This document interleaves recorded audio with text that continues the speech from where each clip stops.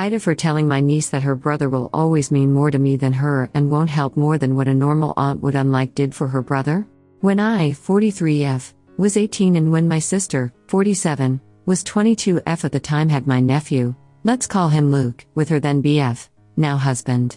My sister and her husband didn't have any interest in Luke when he was born, so I took the role of taking care of him.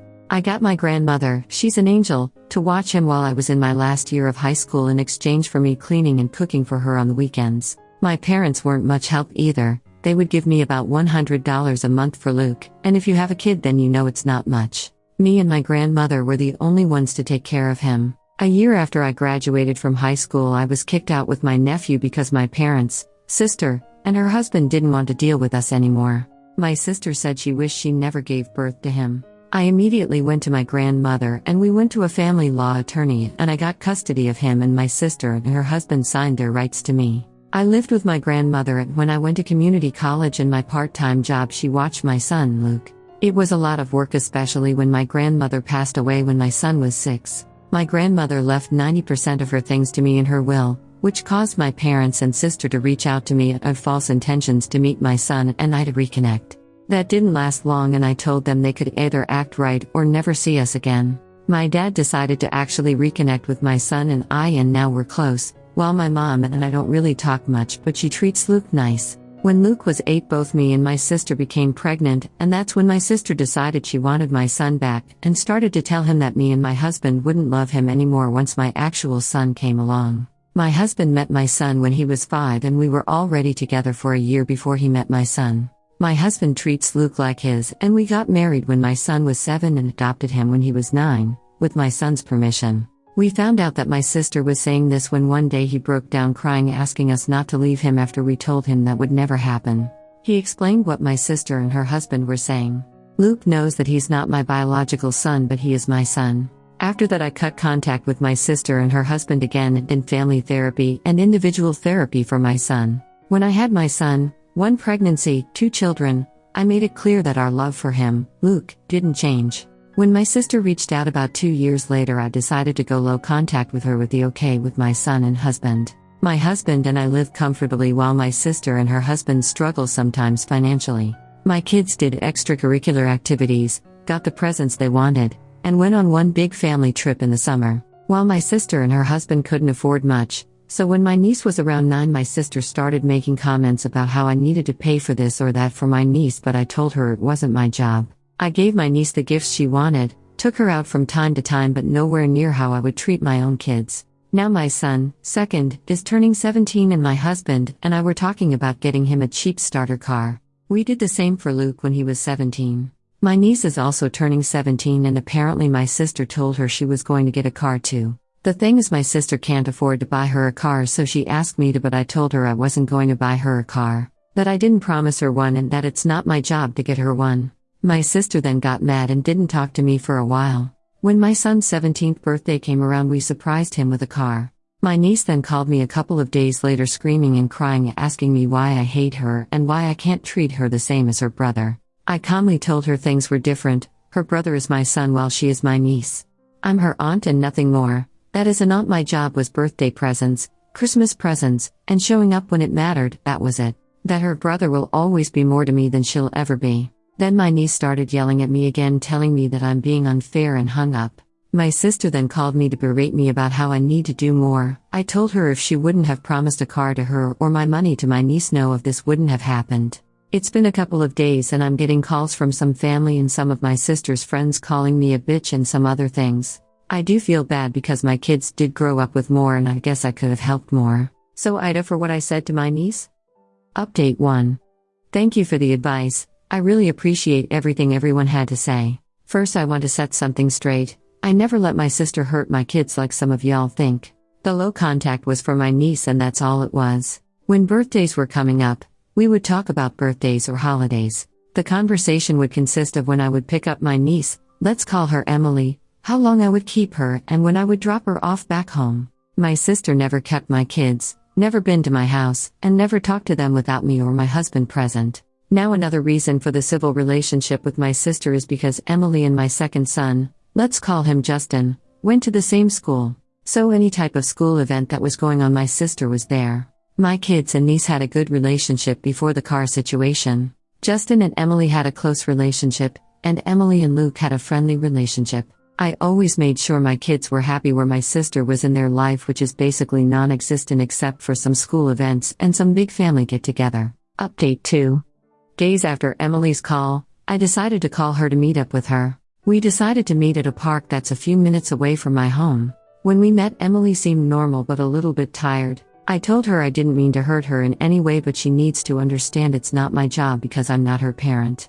She said she understood that, but she was jealous that her brother, Luke, and Justin got everything that they wanted. I told her that first, Luke isn't her brother but a cousin. Second of all, they don't get everything they want, they work for it.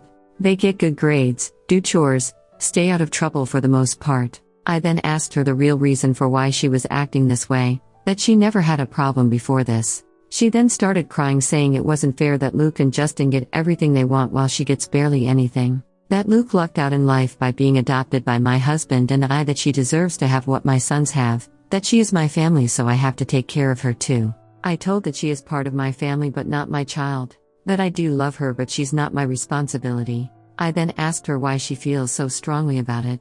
She said that even though her parents do take good care of her, she feels like she's just an obligation to them. When she sees how Luke and Justin were raised, she gets jealous because in her eyes we don't look at the boys as an obligation. That we are a family that's always together and always works through problems and helps each other. That even though I stayed in her life and took her out with my family, she always felt jealous that she had to be that one to leave. That she felt second place, and since I took in Luke I should take her in with no problem.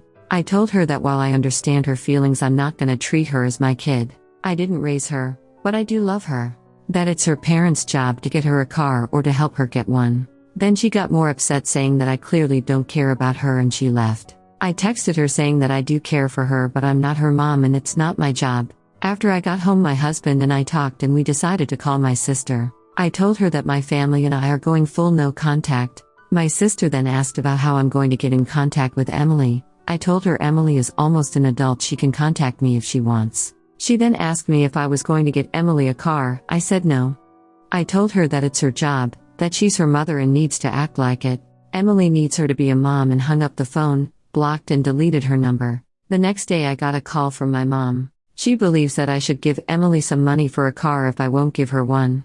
I told I wasn't going to do that and hung up because all it's going to do is cause a fight. I then called Dad and explained everything, and he thinks I'm right. Then my dad called asking if he could come over on Wednesday. When he showed up, he was visibly upset. Mom gave a big chunk of money out of my parents' retirement fund to my sister. This has caused my parents to have a huge fight, which led my dad to packing a suitcase and staying in a motel for a bit. Now I'm no contact with my sister and mom. I'll be going low contact with my niece for now. Update 3. About a week after the post, I decided to talk to Emily. We decided to meet at my home. I asked everyone not to be home because I wanted her and I to talk privately. When she showed up, she didn't really want to look at me, and I asked her if I could give her a hug. She nodded her head, and the minute I hugged her, she cried. She said she was sorry for how she acted, and I told her she didn't need to apologize. I asked her about how her parents treat her again to understand more about what's going on. She told me that her dad treats her well and he tries to spend time with her, but he's busy because he works 2 jobs. While my sister is home more, she usually just keeps to herself and doesn't really like to be bugged. I then asked her if she feels like she's been neglected. She said no, just sometimes they don't have family time that much because her parents argue a lot, especially about money. That sometimes her mom does make her feel like an obligation, but she knows that they do love her. I then asked her about the money my mom took from the retirement fund. She said that she and my sister were going car shopping soon. I then brought up her calling Luke her brother and if she feels that way about him. She said she sees him like a cousin and she thought if she played the brother card I would feel inclined to help her. She then explained that even though they are biologically siblings, they are cousins and will always be cousins. I then asked her if she knew how I ended up adopting Luke. She said that she knew and her dad had explained what they did. Apparently my sister sugar-coated it while her dad told her the blunt truth, and it was the complete truth that he told her. Luke only sees her as a cousin also. Luke only has one sibling, and that's Justin. I then spoke to her about seeing a therapist that we would pay for. My husband agreed. She said she would think about it. I then asked her if she would like to do a fun day out with me on Saturdays. She got excited and said she would really like that.